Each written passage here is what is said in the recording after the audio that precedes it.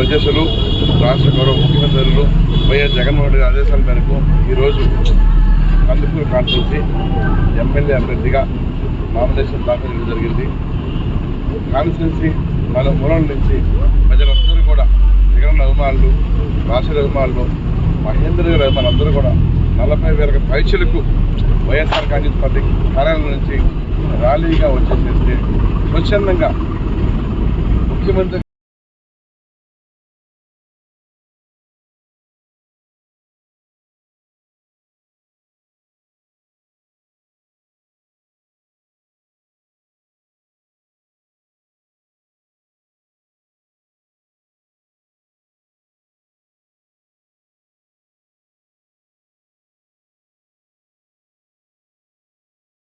పంపించాడు, మా జగన్ పంపించాడు, మా అభ్యర్థిని గెలిపించుకోవాలని చెప్పి ఈరోజు 40,000 మంది ర్యాలీకి రావడం చాలా సంతోషదాయకం.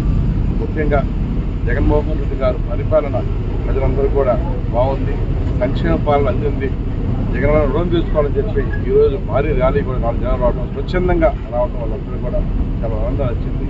లోపలంతా కూడా అన్నీ కూడా సర్వే చేయడం సంతోషంగా సర్వేషన్ అయిపోయింది. మాకు నమ్మకం ఉంది, కందుకూరు కాన్స్టిట్యూన్సీ వైఎస్ఆర్ కాంగ్రెస్ పార్టీ వశం కాబోతుంది భారీ మెజార్టీతో. దాని నిదర్శనం ఈరోజు భారీ ర్యాలీ అయింది. శ్రేణులందరూ కూడా ఏకతాటి మీదకి వచ్చి అన్ని పంచాయతీలను స్వచ్ఛందంగా ప్రజలు రావడం ఎంతో ఆనందంగా ఉంది. ముఖ్యమంత్రిగా రుణం తీర్చుకోవాలి, 5 సంవత్సరాల కాలంలో మా జీవితాలు రుణం తీసుకొచ్చాడు, సంక్షేమ పాలన వల్ల మాకెంతో మేలు చెప్పి మహిళలందరూ కూడా చూశాను. సగం శాతం 50% అబ్బు మహిళలు ఇంత వేడి 44 డిగ్రీల పైసలు వేడి ఉంది.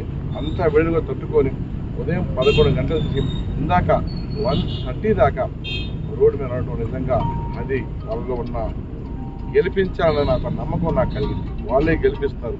ఎందుకంటే ఇంత మనుడు ఎనగో లెక్క చేయకుండా మహిళలు వైఎస్ఆర్ కాంగ్రెస్ పార్టీ ఆఫీస్ నుంచి ఆర్డీఓ కార్యాలయం సబ్కాల రావడం నిజంగా చాలా గొప్పతనం.